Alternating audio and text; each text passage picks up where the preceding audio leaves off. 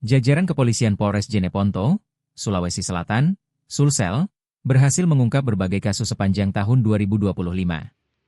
Sejumlah kasus menonjol dipaparkan dalam konferensi pers di kantor Mapolres, Jalan Pahlawan, Kecamatan Binamu, Jeneponto, Selasa, 18 Maret 2025. Kasus paling menonjol adalah upaya penyelundupan narkoba jenis sabun ke dalam rutan Polres Jeneponto.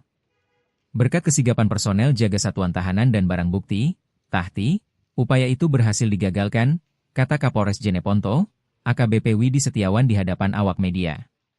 Pada kesempatan ini, Kapolres juga menguraikan sejumlah kasus tindak kejahatan dan pelanggaran lalu lintas. Bukan hanya itu, para tersangka beserta barang bukti turut dihadirkan dalam konferensi pers. Polres Jeneponto menegaskan komitmennya dalam memberantas tindak kejahatan di wilayah hukum Polres Jeneponto, serta mengimbau masyarakat untuk terus bekerja sama dengan kepolisian dalam menjaga keamanan dan ketertiban. Upaya penegakan hukum dilakukan guna memberikan rasa aman kepada masyarakat. Polres Jeneponto juga mengajak seluruh elemen masyarakat untuk berperan aktif dalam melaporkan setiap tindak kriminal yang terjadi di lingkungan sekitar.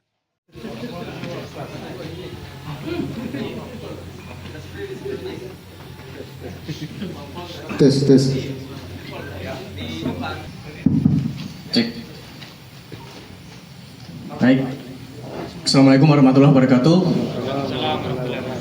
Yang kami hormati rekan-rekan media semuanya yang ada di wilayah Jeneponto, kami dari Polres Jeneponto. Saya selaku Kapolres Jeneponto, Kasat Reskrim, Kasat Narkoba dan Kasihhumas ingin menyampaikan kegiatan-kegiatan yang sudah kita laksanakan pada saat menjelang bulan suci Ramadan maupun sampai dengan saat ini. Kami dari Polres Jeneponto berkomitmen untuk senantiasa menjaga keamanan dan ketertiban di wilayah Kabupaten Jeneponto. Komitmen ini kami buktikan dengan beberapa kegiatan-kegiatan yang tujuannya untuk memberikan pelayanan, pengayoman, dan perlindungan kepada masyarakat, menegakkan hukum. Salah satunya pengungkapan beberapa kasus yang meresahkan masyarakat. Selama bulan suci Ramadan, komitmen itu akan kita laksanakan dengan maksimal, baik penegakan hukum maupun kegiatan-kegiatan preventif dengan patroli dan kegiatan-kegiatan lainnya. Selain itu, selain penegakan hukum tindak kejahatan, kami juga melakukan penegakan hukum di bidang lalu lintas. Ada kurang lebih 60 barang bukti kendaraan bermotor yang kami amankan di sini untuk dilakukan penindakan berbentuk tilang. Baik, selain itu kami juga mendukung program pemerintah dalam mengembangkan investasi di Kabupaten Jeneponto dengan berkomitmen untuk penindakan terhadap premanisme yang bisa mengganggu atau menghambat investasi di Kabupaten Jeneponto. Baik, di belakang saya rekan-rekan ada beberapa tersangka yang menjadi pelaku tindak pidana yang sudah kami tangani, di antaranya yaitu perkara perbuatan cabul sebanyak 5 TKP. Yang pertama di Bontoramba, kemudian di Rumbia, kemudian di Bangkala, Batang, dan Arungkeke. Mereka kita sangkakan pasal 81 ayat 1 Undang-Undang nomor 23 tahun 2002 tentang perlindungan anak. Jadi mereka melakukan perbuatan cabul terhadap anak di bawah umur. Kemudian ancaman minimal 3 tahun dan maksimal 15 tahun penjara. Kemudian yang kedua, perkara pencurian dengan pemberatan. Ada 3 kasus.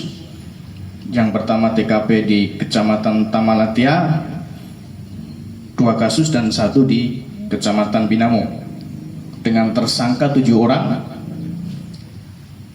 kita sangkakan melanggar pasal 363 KUH pidana. Kemudian berikutnya kita juga mengamankan tersangka pencurian ternak yang mungkin meresahkan masyarakat di Kabupaten Jeneponto.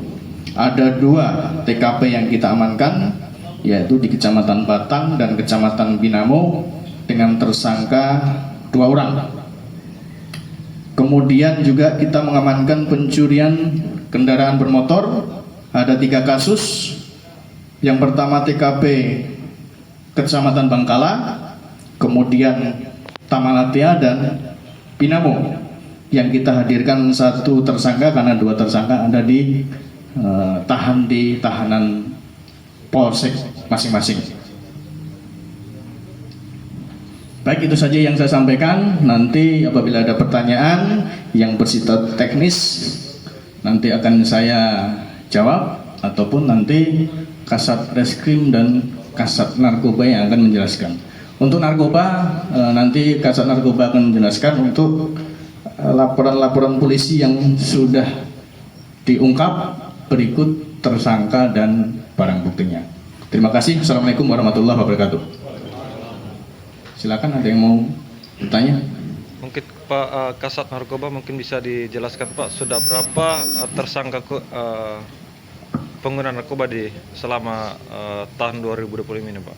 Baik, untuk Sat Narkoba selama 1-2 bulan ini LP kurang lebih 14 dan 2 LP masalah obat-obatan yang daftar G, yang barang buktinya itu kurang lebih 700 butir, dan tersangka itu 12 orang dengan semua dengan 14 LP. Demikian. Itu kejadiannya bulan berapa itu Pak? Dari bulan Januari itu LP berjumlah 6 LP, bulan 2 5, sekarang di bulan Maret itu 3 LP. Nah, untuk total berat sabu sendiri yang sudah disita berapa gram? Jadi untuk total yang digabungkan dengan berapa LP itu kurang lebih dari 4 gram. 4 gram. Banyak juga narkoba di Jeneponto, Benda? Banyak ya. Banyak ya. Terus langkah-langkahnya apa saja, Benda? Jadi langkah-langkah dari Sat Narkoba, saya menghimbau kepada masyarakat bahwa narkoba itu adalah barang-barang haram. Bahkan saya sosialisasi menghimbau di sekolah-sekolah untuk anak-anak kita. Kemarin saya itu 2 sekolah saya datangnya untuk menghimbau kepada semua anak-anak kita untuk menghindari daripada barang haram itu. Kenapa bisa sampai banyak masuk di Jeneponto? Apa kira-kira peminatnya banyak atau? Karena ini mencoba-coba bagaimana itu dunia narkoba. Nah, untuk status Jeneponto sendiri nggak masuk zona merah atau seperti apa? Kalau khusus untuk Jeneponto yang selama saya pantau-pantau belum masuk di zona merah, belum. Dari yang 14 itu berapa yang sudah ditetapkan tersangka, berapa yang sudah dilimpahkan ke Kejaksaan?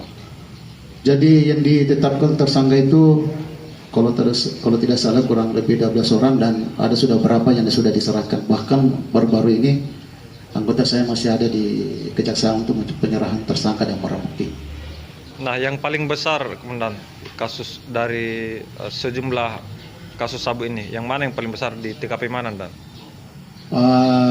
Ada pun yang TKP yang ini ya, yang agak besar itu, yang paling banyak itu yang penyelundupan yang masuk di tahanan itu yang sempat didapat. Dan kalau obat-obatan itu yang paling banyak itu kemarin ada sekitar 500 butir, itu yang paling banyak. Ini kan Komandan bilang tadi banyak narkoba masuk di Jeneponto, tapi selama ini saya lihat ini rilis yang di grup Humas Polres dan seperti tidak ada, Komandan. Tidak ada rilisnya itu narkoba yang masuk di grup Humas Polres. Ini kan Komandan bilang banyak kasus narkoba di Jeneponto, tapi selama ini rilis yang masuk di Humas Polres seperti tidak ada, Komandan. Pengungkapannya begitu, Mas. Makanya teman begini, saya wakil informasi ke publik. Publikasinya ke media dan Iya. Jadi ada rilis setiap hari atau 1 minggu ada, 1 bulan ini 1 bulan tidak ada, Komandan. Nanti dikembangkan nanti. Iya, makasih Pak untuk masukannya. Oke, makasih ya. Iya. Untuk kasus narkoba yang didapat di tahanan ini pada saat dia akan dimasukkan, kira-kira sudah pengembangannya seperti bagaimana itu? Jadi pengembangannya kita sudah kantongi, sudah tahu berinisial B, sekarang dalam masa pengejaran itu. Oke. Apakah mereka terlibat dalam jaringan narkoba di luar wilayah, Pak, atau bagaimana? Jadi menurut informasi bahwa ini barang ini dari berinisial B. Sekarang B itu sementara dalam pencarian. Ya, izin Komandan mungkin mau beralih ke Kasat Reskrim mungkin Pak Sahrul. Ya, mohon petunjuk Komandan, angka kriminalitas yang terjadi di Kabupaten Jeneponto ini meningkat lah. Ibaratnya di awal tahun 2025. Faktor-faktor apa saja yang menjadi asbab itu Komandan? Sehingga angka kriminalitas itu meningkat di Kabupaten Jeneponto. Baik, terima kasih untuk kesempatan yang diberikan. Terkait dengan jumlah adanya peningkatan jumlah laporan polisi maupun pengaduan, perlu kami sampaikan pada bulan Januari kemarin saja itu, dari data yang masuk di Urmin Reskrim Polres Jeneponto, untuk LP bulan 1 38, sedangkan pengaduan itu ada 77. Jadi kalau digabung laporan polisi dengan pengaduan kurang lebih 100 lebih Pak. Bayangkan 100 lebih. Nah, tentunya hal ini banyak faktor yang menyebabkan sampai adanya timbul peristiwa pidana di wilayah kita. Paling utama itu karena kalau kita lihat daripada laporan polisi yang masuk rata-rata kasus konvensional. Contohnya apa? Pencurian, ya, perkelahian, terus pengancaman serta hate speech atau ujaran kebencian, ya, atau pencemaran nama baik. Nah, kalau kita mau melihat seperti ini, tentunya kita kembali lagi motif-motifnya. Setiap tindak pidana motifnya kasuistik berbeda. Tetapi semuanya kalau dirangkum satu, apa? Faktor ekonomi. Ya, faktor ekonomi. Kalau untuk kasus-kasus kejahatan konvensional seperti pencurian dan perkelahian, tetapi kalau pencemaran nama baik, saya kira persoalan adalah persoalan komunikasi. Nah, tentunya kita berharap bahwa semua stakeholder bukan hanya dalam hal proses penanganan kasusnya, dalam hal penanganan perkara represifnya, tetapi kita bermohon, kita berharap semua lapisan masyarakat, tokoh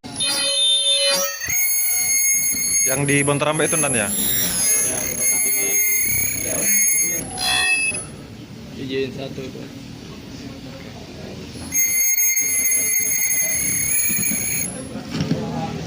Tapi kita langsung ke belakang Pak di narkoba. Belakang semangat.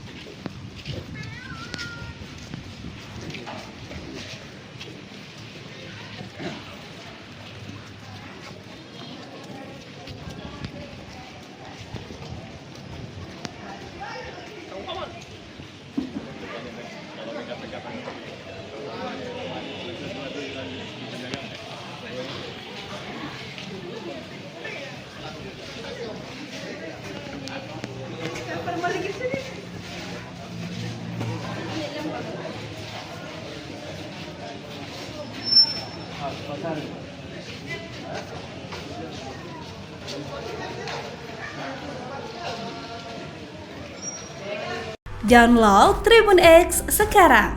Menghadirkan lokal menjadi Indonesia.